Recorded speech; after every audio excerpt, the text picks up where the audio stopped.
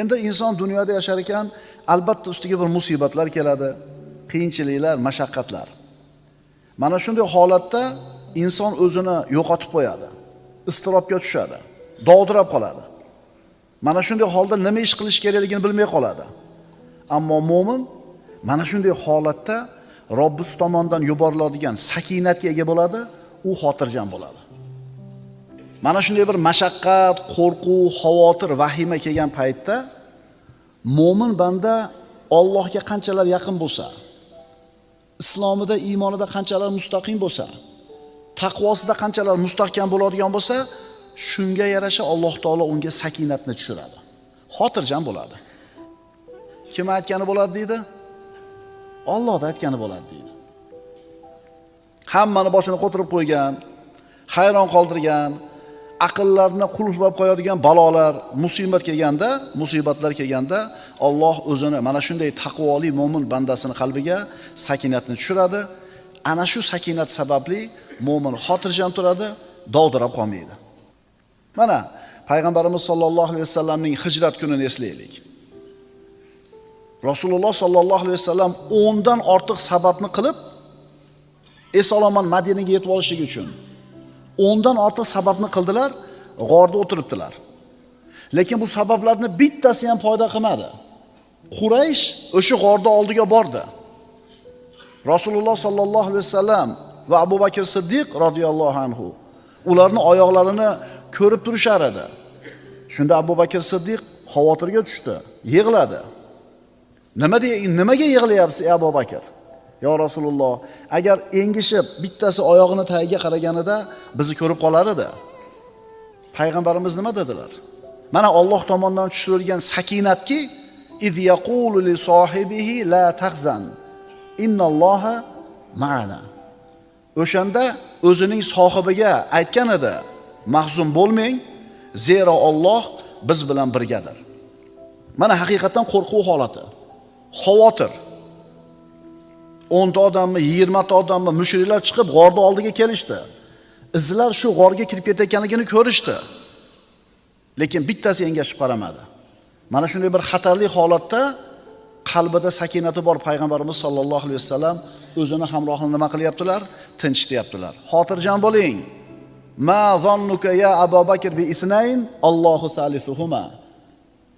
3-she'riga Alloh bo'lgan ikkita odam haqida qanday gumondasiz ey Abu Bakr? Ana sakinat. Xandaq kuni, Hunayn kuni, Hudaybiya kunlari. Bularni bari musulmonlar uchun mashaqqatli, istirobli, qo'rquvli kunlar edi, shiddatli kunlar edi. Alloh hammamizni o'zini ofiyatda saqlasin, lekin bandamiz boshimizda har xil kunlar bor. Mabodo mana shunday bir mashaqqatli, qo'rquvli kunlar kelib qoladigan bo'lsa, agar biz mo'min bo'ladigan bo'lsak, chinakam mo'min bo'ladigan bo'lsak, Alloh tomonidan albatta sakinat keladi. Qalbimiz xotirjam bo'ladi. Birodarlar, biz namoz haqidagi ilmni bir o'rganamiz, bo'ldi. U o'zgarmaydigan ilm. Sarf, nahv, arab tili grammatikasini o'rganamiz, bo'ldi. Qiyomatgacha bir xil turadi. Ro'zani fiqhini o'rgandik, zakotni fiqhini o'rgandik, tamom, bu o'zgarmay bir xil turadi. Ammo birodarlar, nafs tarbiyasi, qalb tarbiyasining ilmi juda ham muhim. Chunki qalb bir xil turmaydi hech qachon. Doim nima bo'lib turadi?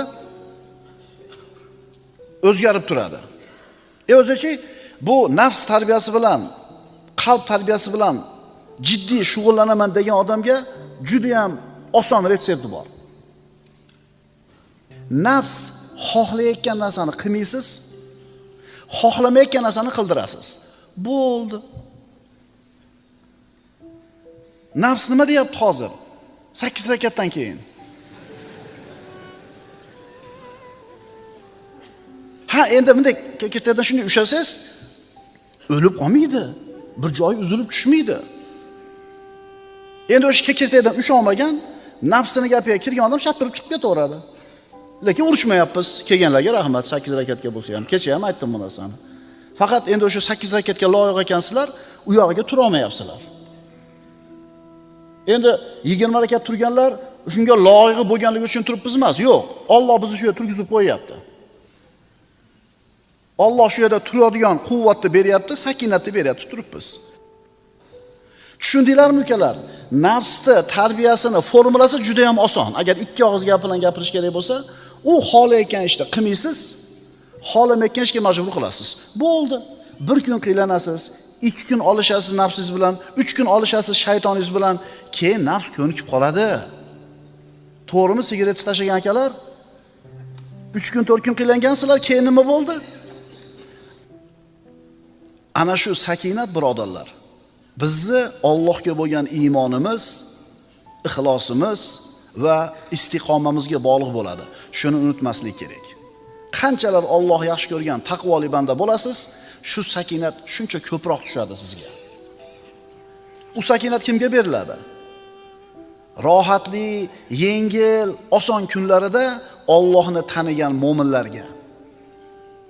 Yengil, farog'atli kunlarda Allohni tanigan bandalar, bunaqa bandalarning ustiga mashaqqat kelsa, shu kunlarda Alloh taolo ularni taniydi, biz aytayotgan sakinatni beradi.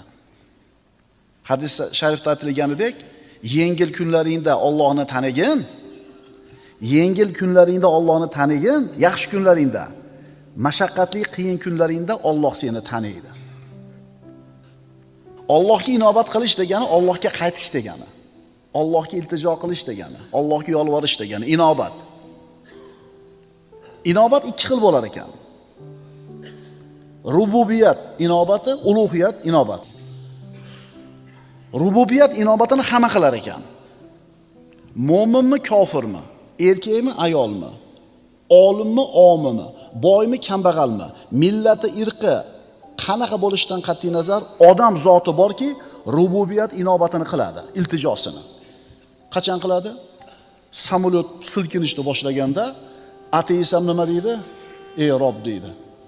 Kemaga chiqib, katta to'lqinlarga kema urilib, chaqalib, to'ntarilib ketishiga xavotir bo'lganda ey Xudo deydi. Ateistlik ham esdan chiqib qoladi.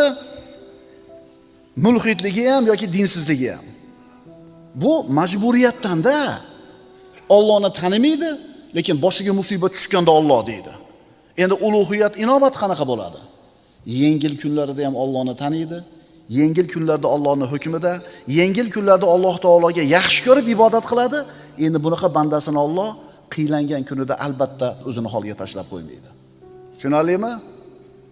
Yengil kunlaringda Allohni eslagin, Allohni tanigin, Alloh ham seni nima qiladi? Taniydi, eslaydi.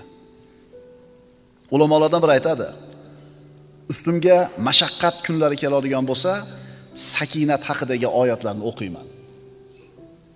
Ana shu narsani o'qir ekan, ustimga qiyinchilik kelganda shu sakinat oyatlarini o'qib, uni ta'sirini hayotimda his qildim deydi. Mana shu nasihat ko'rsatma birodarlar. Agar ishlar og'irlashsa, qalb iztirobga tushsa, sakinat oyatlarini tilovat qiling. Bu sakinat Alloh taolo mo'min bandalarga ato qilgan inomi bo'ladi. U mo'minlarga xos bo'ladi. Sakinatning ta'rifi. Sakinatning asli xotirjamlik va viqor. Xotirjamlik va viqor. Masalan, falonchi odamda sakinat bor desa, demak uni qalbi xotirjam, ichi xotirjam, ustida viqor bor. Haybat bor, salobat bor.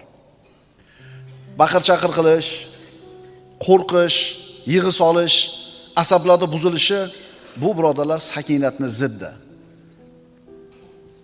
Sakinatni nozik ta'rifi. Qalbda xotirjamlik va a'zolarda sokinlikni bor bo'lishi. Insonning ichi ham osoyishta, tashqi ham osoyishta.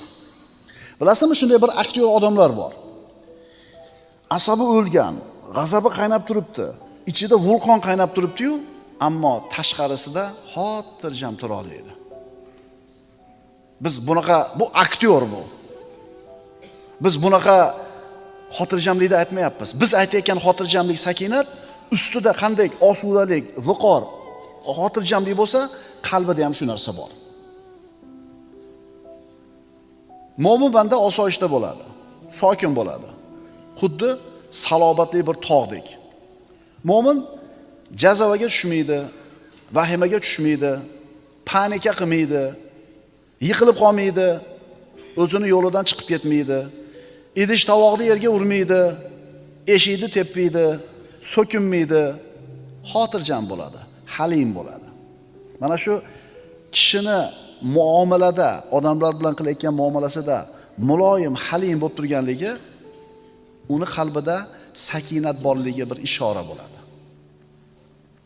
Birodarlar, bilasizmi, xulq, go'zal xulqlarning sayyidi bu hilm deyiladi, muloyimlik.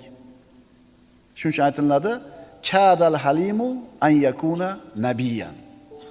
Halim odam, muloyim odam nabiy bo'lishiga sal qoladi.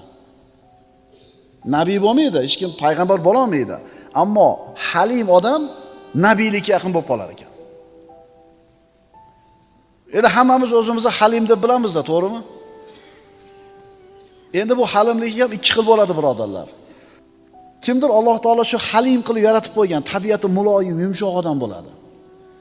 Kimdir bunaqa emas, nervi tez chiqadi, qo'pol, qattiq, dag'al. Endi ikkalasi halimlik qilsa, qaysirisini savobi ko'proq bo'ladi? Muhim narsa, agar qalbga sakinat o'rnashgan bo'lsa, kirgan bo'lsa, uni xotirjam qilib qo'yadi. Tana a'zolari sokin bo'ladi, viqor bo'ladi, tili hikmat va haqni so'zlay boshlaydi. U bilan yolg'on, fahsh, botil, bekorchi so'zlar orasi to'silib qoladi. Abdulloh ibn Abbos aytadi, biz aytar edik, Umarning tilida va qalbida sakinat gapirar edi. Umar roziyallohu anhuning tilida va qalbida sakinat gapiradi der edik. Ya'ni qalbidagi sakinat uni tilini va qalbini gapirtirar edi. Birodarlar, sakinat nima desa, samarasiga qarab turib bilib olishimiz kerak bo'ladi. Sakinatning samarasi qalbdagi rozilik, ishonch, qalbdagi osoyishtalik, tabiatdagi bosiqlik. Vallohi mo'min banda agar Allohga yaqin bo'lsa, agar Alloh unga sakinatni bergan bo'lsa, uni qalbida shunday bir xotirjamlik bor bo'ladiki, agar xavotir, qo'rquvda turgan butun bir shahar ahliga tarqatsa, mana shu undagi sakinatni hammasini xotirjam qilib qo'yadi. Mana shular sakinatni ochiq ko'rinib turgan mevalari.